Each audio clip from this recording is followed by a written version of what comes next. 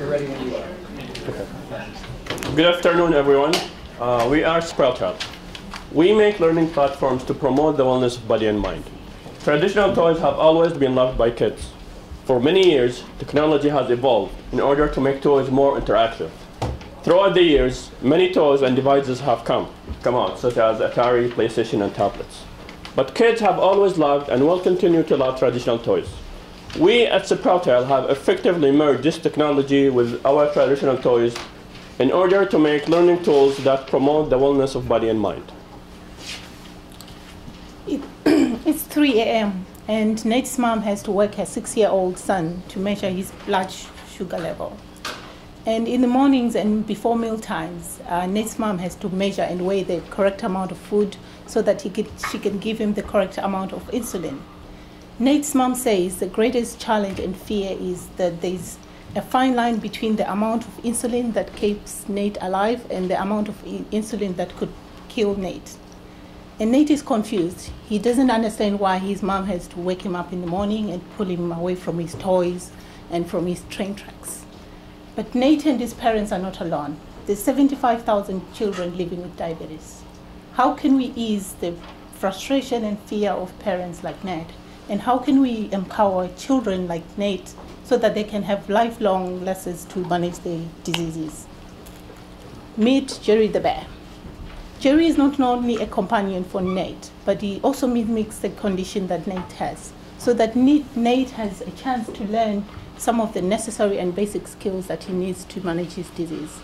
And Nate is not only a companion for Nate, he also provides information and recording for Nate's parents so that they can track and see his progress and see how he's learning and managing to cope with his disease. Oh, we are pricing at $249 a bed. This includes the basic educational models. Additional upgrades are available at $39 per upgrade. And this is dependent on how well the child is learning and how much they understand about diabetes.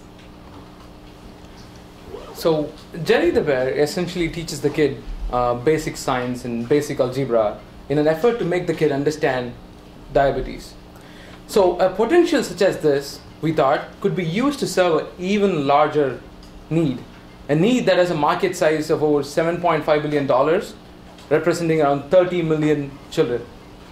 That will be general education. So general education, US government spending on per child has gone up from $4,000 in 1971 to over $11,000 in 2012. But surprisingly, the quality of education has only decreased. So what happens? So you have a kid and you want to send it to a school and you don't want it to go to the only public school in your zone. So what are your options? You could send it to the private school, or if there are any charter schools, that's another option. How many families in US could afford a private school education? So if you consider the charter school, and if there's one good charter school in a zone, every kid in the community wants to go to that school. So what do? If there's one good school and there aren't enough spaces, so we do what's fair. We place our children and their future in the hands of luck. So we trust the lottery system in the schools to decide whether our children gets education or not. So what is the result? 18% of kids in Alabama, excuse me.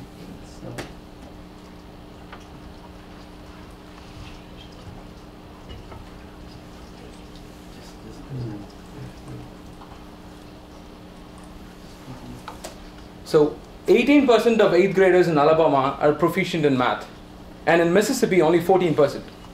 And it's not just the southern states. In the northern states, New Jersey has 40% of 8th graders proficient in math, and Connecticut 35%, and New York 30%. And on the west, Arizona has 26% of 8th graders proficient in math, and in California, only 24% of 8th graders are proficient in math. When 8th graders across the United States were tested for reading skills, most people scored between 20 and 35%.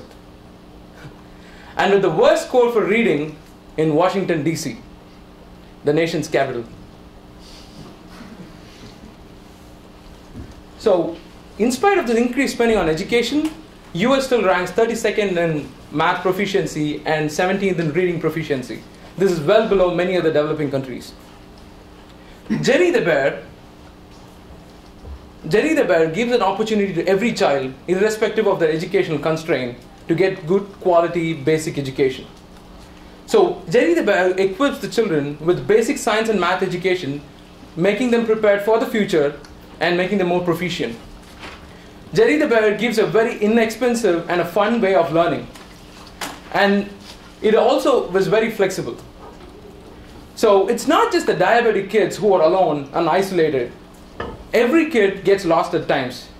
And Jerry the Bear can not only be the teacher, but also the friend that they always needed.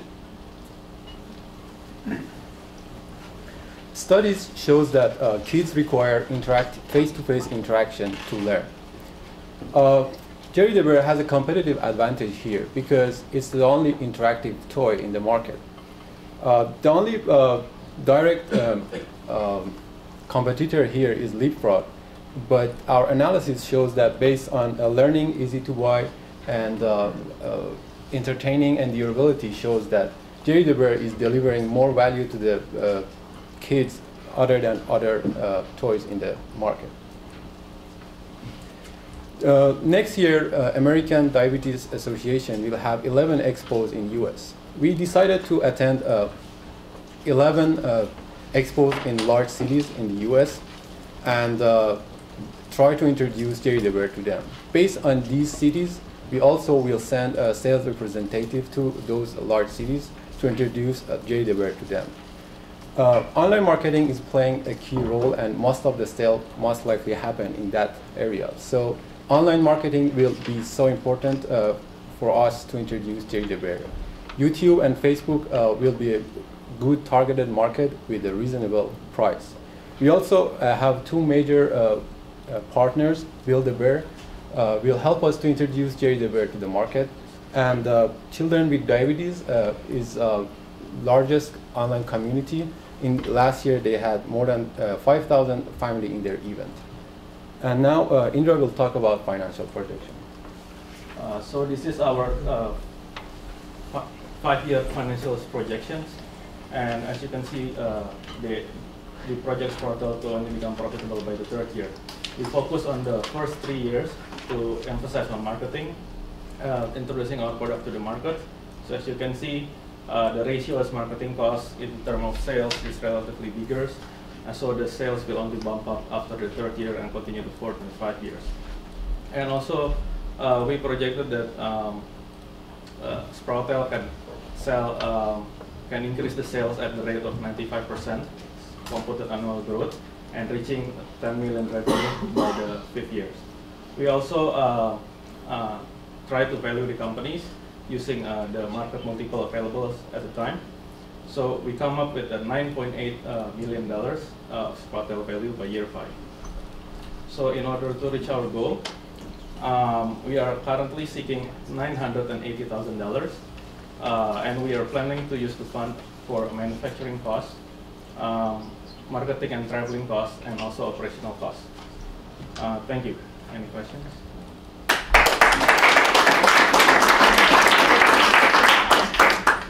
Could you explain your competitive advantage graph to me? Yeah.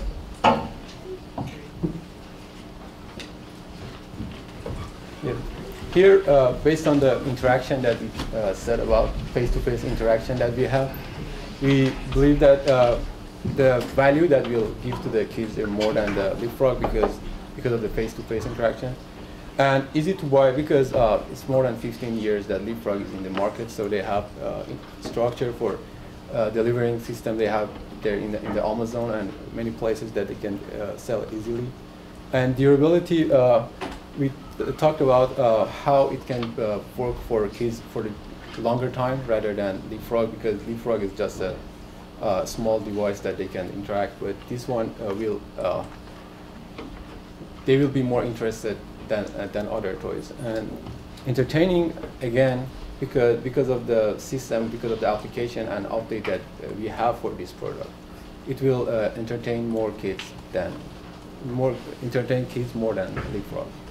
does. So for me, one of the things, like I feel like a SWOT analysis would have been much better to show this with a lot of other products. When I see a graph like this, and you have an axis of value, and then your subcategories are actually, you don't like, a graph like this normally has one label for each axis. So what you did here is what would typically be a bar graph, but you made it a line graph, which makes it look like we're trending upwards and beating Leapfrog, which is kind of deceiving, I think, to the person who's looking at it. So I would either turn this into a bar graph and show the comparative bars, or make it a SWOT analysis, because I think there are definitely more competitors than just Leapfrog. Because value curve is usually used for comparing the value of two different companies. The SWOT analysis is kind of hard to show this because it's different to differentiate between weakness and the Threats. Yeah, threats. It's usually different to differentiate between in these kind of analysis. Usually they use value curve for that. That's why we used it. Just so the value is based on what? Comparing the value that they're giving, the criteria that we have. A perceived value. I mean, it's not, the values are not exact, but comparing whether at this point, whether Leapfrog is better than... is that based on your opinion, or do you have some research? Do you have some... I mean, it's comparing, for example, Leapfrog is pretty much a tablet, right. Whereas from research we found out kids always prefer, kids learn better with interaction, like if there is some more physical interaction than actually seeing on some screen. So that is one reason why we gave learning more points to Jerry the Bear than Leapfrog. And one point, this is qualitative. That's why we use survey for quantitative for our last presentation. I think for me, the variables are so qualitative that for me, like learning, entertaining, and easy to buy, they're all assumptions. Like for example, if Leapfrog is to buy, like then our marketing, go-to-market strategy is something that's wrong about the business, because I think there's some the company decision we need to make for marketing strategy and some like perceived value of learning that I don't see any research, I don't see any like backed material to see that. So for this kind of graph, I mean, even in SWOT, even in this kind of value graph, it doesn't mean anything to me. So yeah, if you guys have ever read the book Inconvenient Truth by Al Gore, like really great context, but his graphs made me question his whole book because he has graphs with no axis labels. And this slide was kind of like that for your presentation. I thought you had a good presentation, but I thought that this was really vague and made me question a lot of things because I was wondering where you arrived at these things from. So for me, because easy to buy is that the business, like the way you market, it's a marketing strategy thing. So for this, it's like, okay, that's the only marketing strategy that we can make a good decision on, and we are not doing a great job. So overall, we're just doing a really shitty job in like selling stuff. So that's how I perceived in this graph. So. I mean, what we thought about for easy to buy was, as you said, Leapfrog has been in the market for a longer time, so they've already explored whatever options they have, which works for them, which doesn't work for them. But if Jerry the Bear has to just enter the market, that we would be making mistakes. You know, probably we would think something is going to work, but probably the advertising or where we put the products on sale. So that learning process, the time that we have is, you know, since we are coming into the market a little later than Leapfrog, that's why we thought the easiness to buy is a little less for Jerry the Bear. Yeah, the other thing is on your financials, you guys didn't include unit numbers. So you meant about 2,500 year one, right? Yeah. Yeah. So again, that's like really helpful. We said that in all the last presentations. If you throw a slide up like this, you have no sense of what percentage of the market you're capturing, because you have no perception of growth. Unless you're trying to do some mental math. Would you do the numbers for me on my Woody Pecker investment? Woody the whatever. Woody the Woodchuck investment. How much money do you want? You want $1 million, right? Approximately. Yeah. $1 million. And how much is the company worth at the end of 5? 9.8. So 10 million. So I put in. Well, how much is it valued at right $1 million. It's around 30%. You get 30% for 900. So we turn $1 million into. So I get one. I give you $1 million, and you give me back $3 million at the end of 5 years. Do I want to make that deal? Huh? Maybe. Do I want to make that deal? No. No. Okay. Thank you. That's good, guys. Thank you.